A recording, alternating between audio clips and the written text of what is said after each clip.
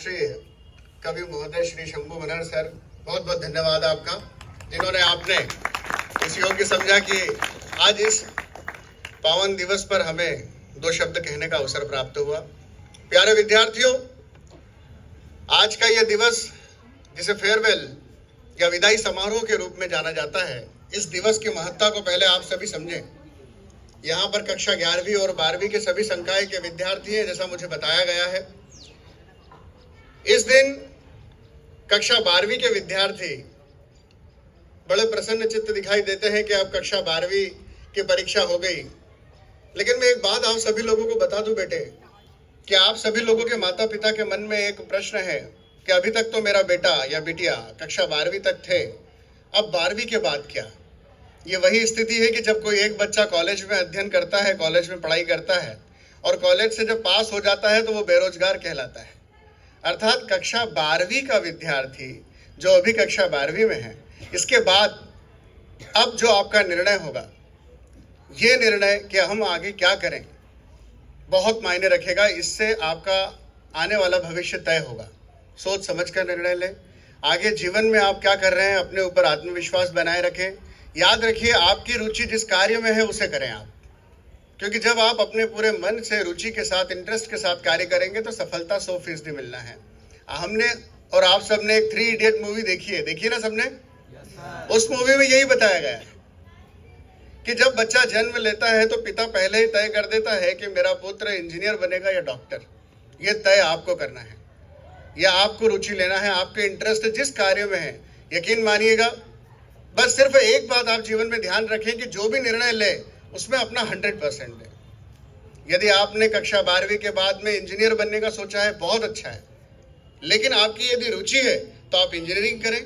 आपकी रुचि है तो आप बिल्कुल नीट की तैयारी करें, और आपका अगर इंटरेस्ट है तो आप एग्रीकल्चर सेक्टर में जाएं। लेकिन जो भी कार्य कर रहे हैं उसमें आपको अपना 100% देना है। और विश्वास रखिए इस बात पर।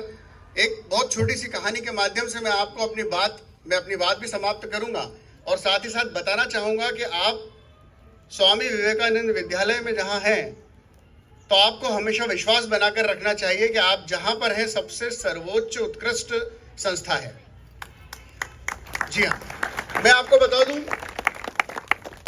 हम सभी ने राम और रावण का युद्ध देखा है और हमें सबको याद है। मैं उसकी एक छोटी सी घटना आदरणीय सभी लोगों का ध्यान आकर्षित करना चाहूंगा कि वो एक छोटी सी घटना मेरे दिल को बड़ा छू गई, और आज मुझे इस वातावरण को देखकर याद आ गया कि वो घटना यहाँ कितनी कोरिलेट कर रही है, आपस में सहसंबंध है उस घटना का। जब मेघनाद ने अपना तीर छोड़ा था तो उस तीर से लक्ष्मण मूर्छित हो गए, बेहोश हो गए। जब वो बेहोश हुए, आप सभी ध्यान दीजिएगा और मेरी ओर, मेरे साथ चलिए उस दृश्य की ओर, कि आप लोगों की आंखों के सामने दिखाई दे रहा है कि एक तीर से लक्ष्मण मूर्छित हो चुके हैं। आदेश दिया गया, संध्या कालीन सूर्यास्त के पहले यदि संजीवनी जड़ी बूटी नहीं लाई गई तो लक्ष्मण को बचाना असंभव हो जाएगा।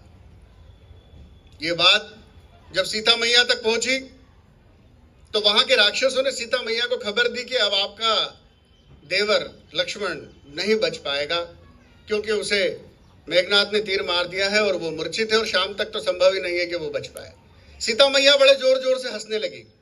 आप लोग ध्यान दीजिए और आश्चर्य होगा, और यही इस कहानी का सार छुपा है, यही इस कहानी का एक सही मैसेज छुपा है कि विश्वास कितनी बड़ी चीज होती है। सीता मैया जब हंसने लगी तो सभी राक्षसगण देखकर आश्चर्यचकित हो गए कि आखिर ऐसी क्या स्थिति हो गई कि आप हंस रही हैं। मैंने कहा वो मूर्छित है, मरने वाले हैं, और आप इस बात पे हंस रही हैं।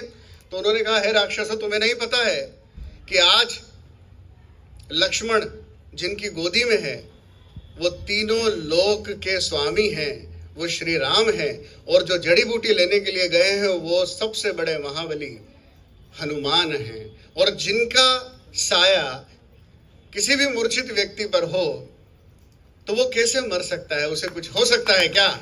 आज ऐसे ही डॉक्टर शंभू मनहर सर आप सभी लोगों को, आप सभी बच्चों को इसी प्रकार से अपने भीतर समा कर रखे हुए हैं, संजो कर रखे हुए हैं। ये बिल्कुल संभव नहीं है बच्चों कि आप लोग कहीं दाएं बाएं भटक सकते हैं। आप बिल्कुल सही दिशा में हैं, सही ओर हैं। आप सभी लोगों के उज्जवल भविष्य की कामना करता हूं। अपनी वाणी को यहीं विराम देता हूं। बहुत बहुत धन्यवाद, बहुत बहुत शुक्रिया।